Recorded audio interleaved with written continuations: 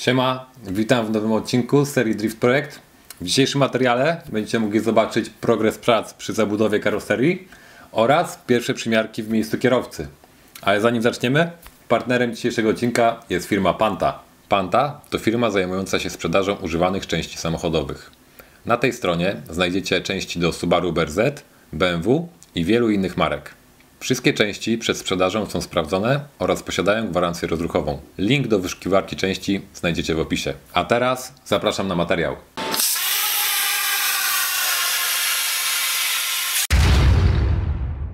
Dojechaliśmy właśnie do Max Racing. Mamy nową dostawę gratów dla Marka. Tadam. Idziemy tam zobaczyć Subaru, na jakim jest etapie prac. Co się zmieniło od ostatniego przejazdu? A tu jest to i Supra, ale wy o tym nie wiecie. Odsłaniamy. Marek! O! Cześć! Chodźcie szybko, bo ciepło. Dobra. O! Gdy się zmieniło, to ja przejmę kamerę, pokażemy chyba, co? Oprowadź nas, powiedz, co tu się wydarzyło w ogóle. Co tu się wydarzyło przez ostatni miesiąc? Słuchaj, popasowałem błotniki, ładnie teraz są przykręcone, dużo czasu się z tym zeszło, no praktycznie miesiąc. Ale masz porządnie spasowany błotnik. Nie no słuchaj, od ostatniej waszej wizyty z tyłu powjeżdżały zaślepki do tych boczków. A tu już masz pospawane? To już jest na gotowo. Czy takie pospawane. na gotowo? Tak, bo to jest punktowo połapane, a po prostu tutaj tą szczelinkę to już się przed lakierowaniem silikonem wypełnia, żeby Okej. się nigdzie woda nie mogła dostać. No, czardzior. Firewall wjechał. Tak, wjechała ścianka, wjechała z tyłu podłoga, także to już też jest na gotowo zabudowane. Widzę, że amorki odkręciłeś. Amorki musiałem odkręcić, żeby zrobić to całe mocowanie. Dodatkowe wzmocnienie do tego amortyzatora to jeszcze będzie wywinięte w łuk. Tutaj razem z górnym mocowaniem, żeby to gniazdo od Amora było wzmocnione. Tutaj było seryjne takie wzmocnienie, ale ono przeszkadzało przy budowie ściany garażowej, więc musiałem to wywalić, a trzeba to jakoś wzmocnić.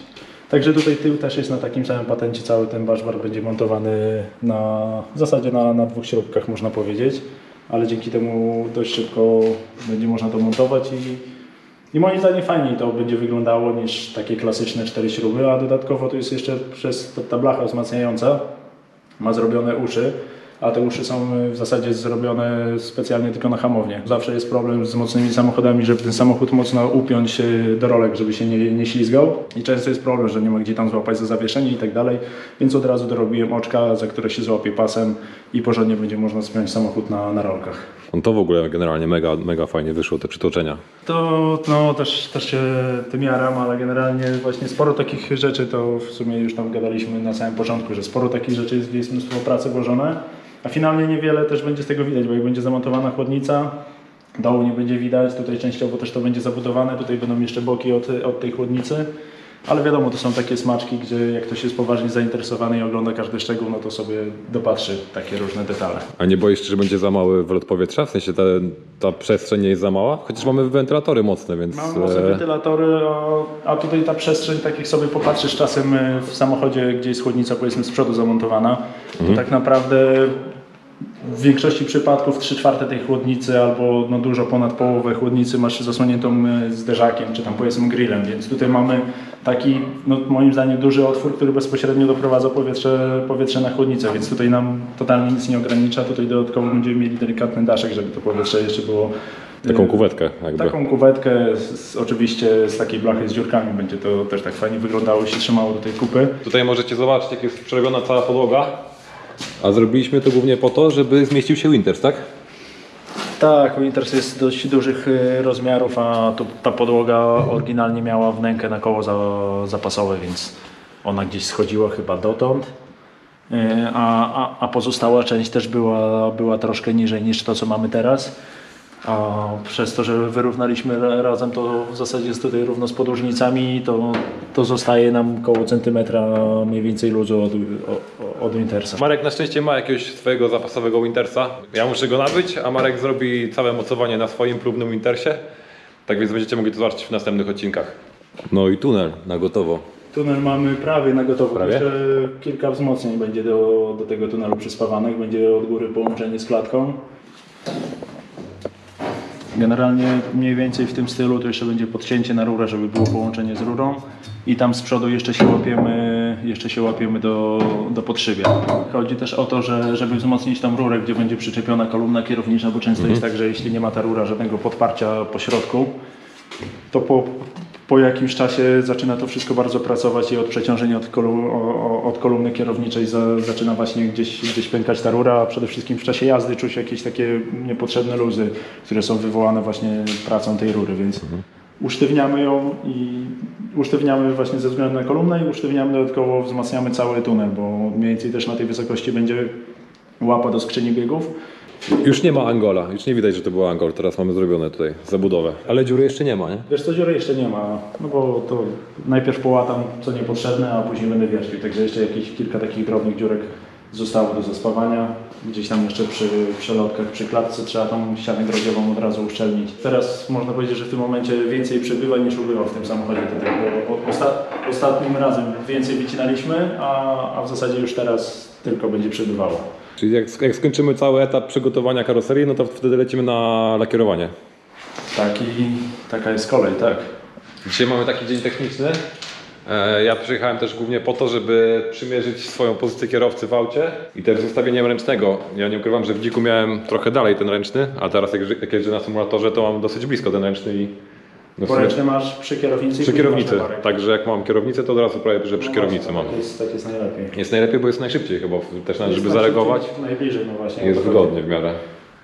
Bo lepiej mieć ten ręczny pod ręką, którego się kilka razy używa, a lewarek w zasadzie jak zapniesz jeden bieg, no to tak. Praktycznie całą trasę już sobie robisz na jednym biegu. Marek tutaj działa z kokpitem. Trzeba troszeczkę dociąć deskę, żeby weszła. Jest plan taki, żeby właśnie przymierzyć sobie wszystkie elementy. Mamy też oczywiście shifter, tam jest hydrołapa, tak żeby mniej więcej sobie wszystko poprzygotowywać i zobaczyć jak to będzie finalnie. Tak więc dzisiaj taki dzień testowy układania gratów w Subaru.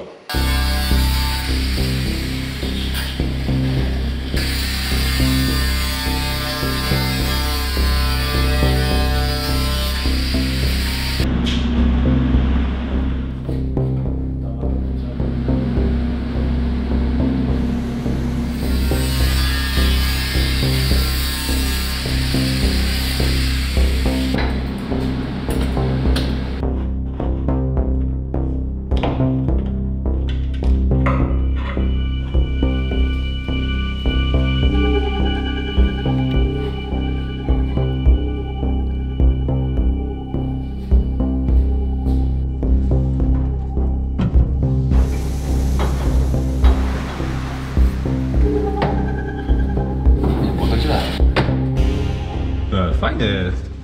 Podoba mi się tu. Czekaj. Znaczy tutaj to się nie martwię, nie? Ja się bardziej boję, że...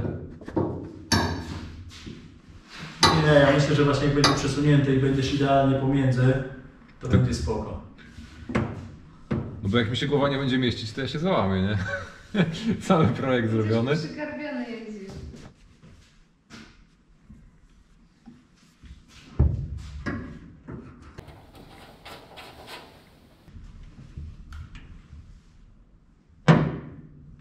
Masz szans, kurwa. Znaczy powiedzmy masz luz, no nie? No to nie możesz mieć przecież na ręki tak, że przecież jeszcze musi być grubość ręki plus jeszcze trochę luzu, tak?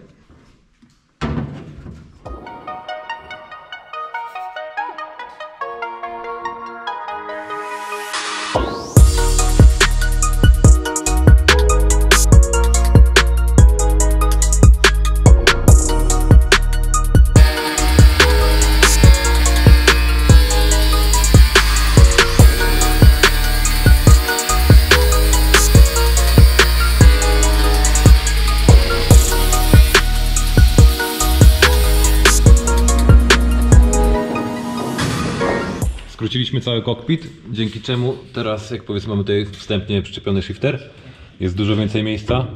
Wcześniej był problem, że wybierak po prostu dotykał kokpitu i w momencie, kiedy bym wbijał na przykład trójkę, to bym zawsze haczył o kokpit, co w sumie nie byłoby najlepszą opcją. No by cię później bolało, po co? Ręka by mnie bolała, a tak nie będzie.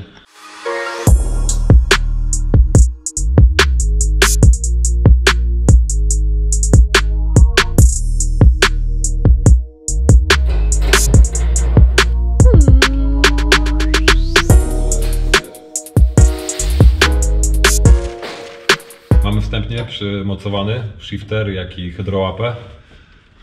Też tak wstępnie próbujemy ustalić sobie pozycję kierownicy. Wiadomo, że no tak ciężko dokładnie to ustawić teraz, ale później będziemy mogli to bardziej precyzyjnie wymierzyć.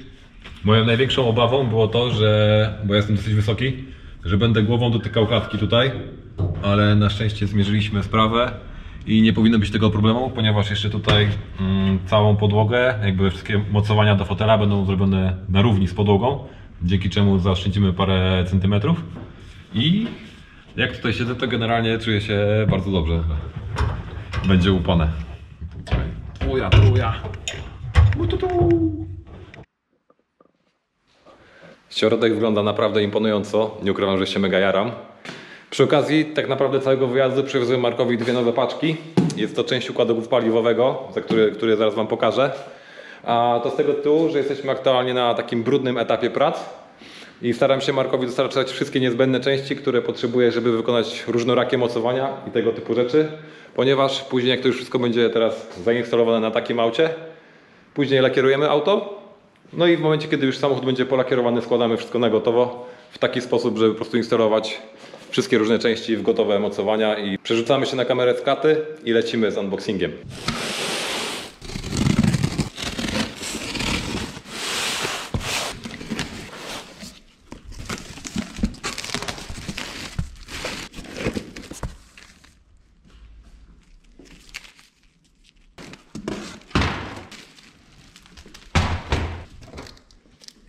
Tutaj mamy przewody paliwowe w stalowym oplocie w różnych średnicach.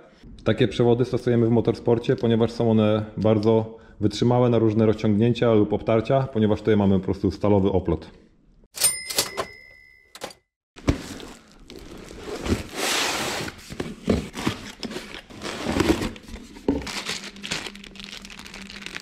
Tutaj mamy wszystkie błyskotki do stworzenia układu paliwowego.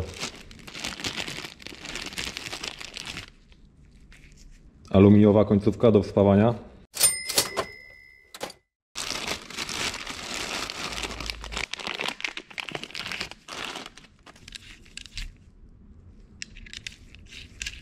Tutaj mamy kutą końcówkę przewodu paliwowego, zagiętą o 90 stopni. W tym kartonie mamy bardzo dużą ilość tych końcówek. Każda jest wygięta pod innym stopniem. Niektóre są proste, niektóre w 90 stopniach zagięte, niektóre w 45, ponieważ dzięki temu będzie można sobie ułożyć cały układ paliwowy w taki sposób, jak będziemy chcieli. Tak więc to wszystko znajduje się w tym pudełku. Końcówka jest firmy Aeroquip. Co do samego układu paliwowego, mam plan, że pokażemy Wam mniej więcej od początku do końca, jak powstaje cały taki układ paliwowy w aucie do motorsportu. Dlatego wtedy też wrócimy dokładniej do wszystkich rozwiązań, które zastosujemy i czemu wybraliśmy właśnie takie końcówki, a nie inne.